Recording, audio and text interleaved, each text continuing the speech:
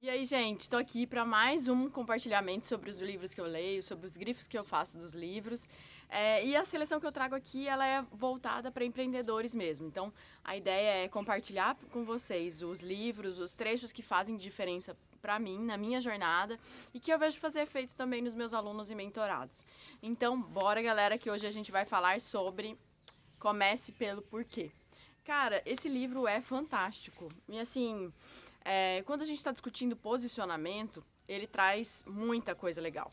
E ele ajuda a dar um bom norte para isso. Então, quem tá afim só de saber o que é o livro e dar uma estimulada para a leitura, mas vai rolar spoiler sim, pode continuar por aqui que a gente vai discutir um pouquinho dos livros e eu leio sempre uns trechinhos de grifo mesmo.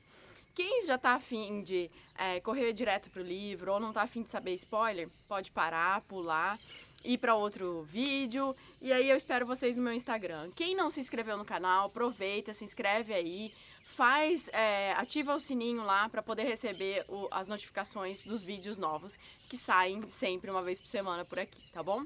Bom, então vamos lá, né? Esse livro eu separei alguns grifos assim que eu acho muito importante. Quando a gente está discutindo lá a questão de posicionamento, uma das dores maiores é a gente conseguir trazer clareza para esse posicionamento, né? Ou quando a gente está definindo missão, visão, enfim, o que é um negócio, fazendo as definições do negócio, né?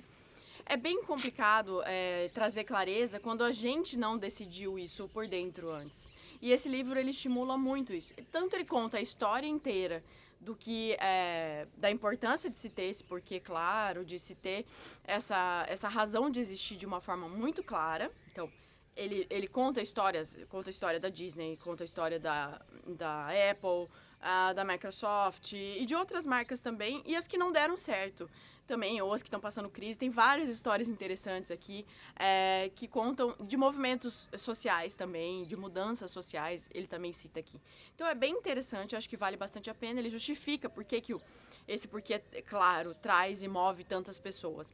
E tem um fator que é muito interessante, que eu acho que é o gargalo de todo mundo, é o que todo mundo quer, que é conseguir fazer com que as pessoas identifiquem o que você faz e que elas repitam para as outras pessoas, né?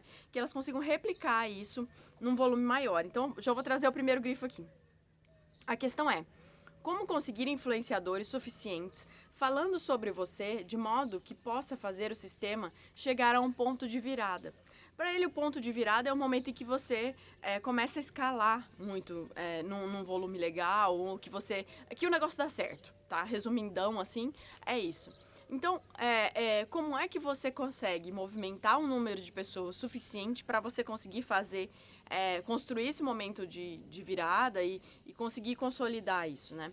Para ele, no olhar dele, é só tendo o círculo dourado, né? Que é uma sequência de porquê, como, o que e como. Deixa eu só confirmar a sequência aqui, que furou na minha cabeça aqui. Mas é o que e como. A base toda está no porquê, como e o que, tá? O centro é o porquê, o outro círculo é o como e o maior é o que. Por que ele fala isso, né? Como o centro tem que ser esse porquê, essa justificativa de existência, o que você vai fazer, porque assim, para ele, o que está mais distante, então é o que eu faço hoje, né?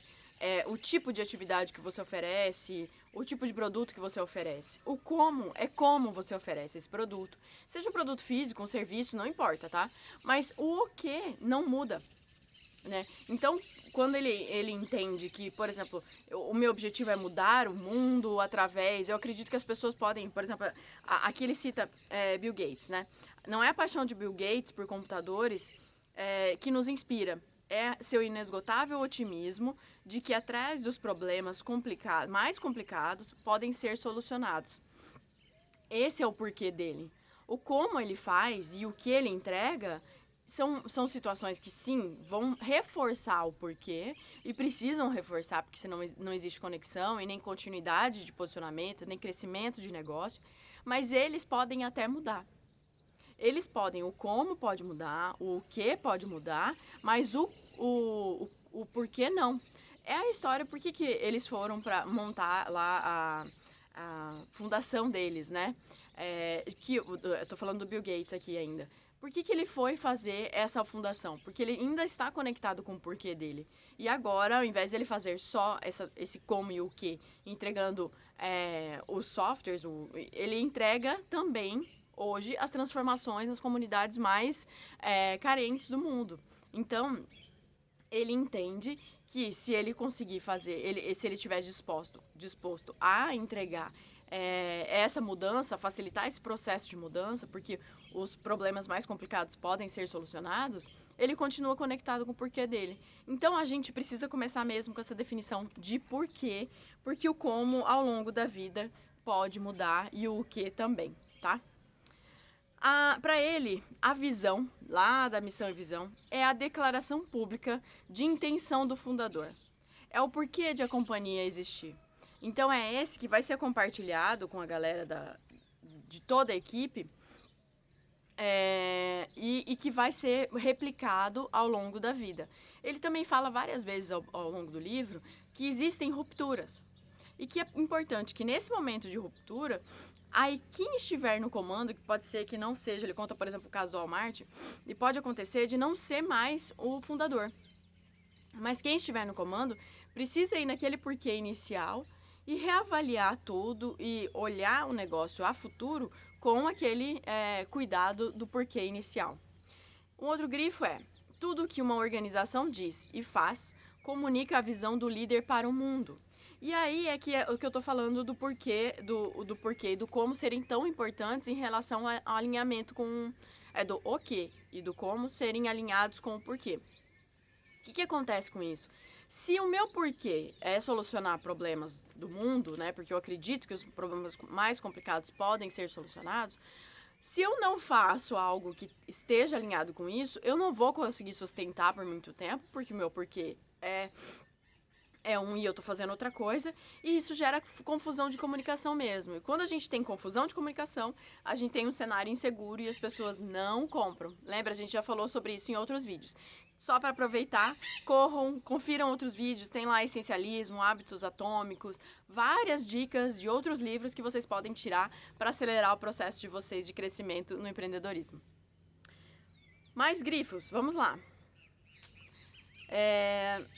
Para ele o nome do autor é Simon Sinek, tá, gente? Então, comunicação não tem a ver com falar, tem a ver com ouvir. A gente já falou várias vezes também em outros livros, em outros vídeos por aqui, em aulas minhas, a gente conversou sobre isso também, que a gente precisa primeiro estar aberto a ouvir. E a partir disso, a gente consegue construir uma comunicação mais eficiente, que gere mais engajamento e conexão. Então, primeiro ouvir, galera. Primeiro ouvir, depois a gente fala. Então, primeiro, inclusive, ouvir a si mesmo, sabe? Ouvir e olhar para trás e conseguir ter essa análise do nosso porquê mais estruturado, e a gente vai falar mais sobre isso. Olha só, os 3 últimos grifos que eu vou ler e compartilhar com vocês, eu separei mais 3, que eu acho que ajudam bastante nesse fechamento. Então, vamos lá. Com um porquê claramente declarado em uma organização, qualquer um dentro dela é capaz de tomar uma decisão com tanta clareza e precisão quanto o fundador. Lembra que a gente falou do Walmart agora há pouco? Então, se a gente conseguir construir isso e verbalizar muitas vezes em vários pontos de contato esse porquê, não importa quem esteja na equipe, ela vai conseguir olhar isso e tomar uma decisão para frente. Um porquê oferece o filtro muito claro para a tomada de decisão. Quaisquer decisões, contratações, parcerias e táticas deveriam passar todas por esse teste. Ela funciona? Ela está condizente com isso, né? Ela está condizente com o porquê da empresa, da fundação dela? Quando as organizações são pequenas, e aí eu vou falar com todos os empreendedores de pequenos negócios ainda. Cara, a hora que eu li isso aqui, super me identifiquei, eu acho que tem muito a ver e acho que vai contribuir com vocês essa leiturinha aqui. Hoje tem bastante grifo, né, para compartilhar. Quando as organizações são pequenas, o que elas fazem e por que o fazem estão perfeitamente alinhados. Com isso, emana da personalidade do fundador, é relativamente fácil para os primeiros funcionários entenderem. A clareza do porquê é bem assimilada, pois a origem da paixão está próxima. De fato, ela vem trabalhar fisicamente todo dia. Porque esse primeiro porquê da fundação, ela está ligada ao porquê dos sócios, do fundador ou dos sócios que existam. É alguma coisa em comum que existe entre eles que aconteceu, fez com que aquela empresa existisse.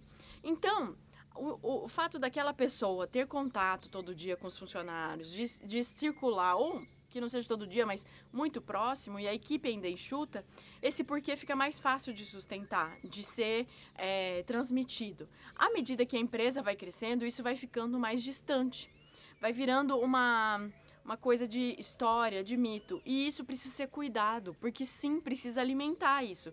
Alimentar os mitos, alimentar as histórias iniciais, serem repetidas. Criar rituais a partir daquele porquê. Para que, à medida que o tempo passe, o porquê se mantenha fortalecido. É muito importante isso, sabe?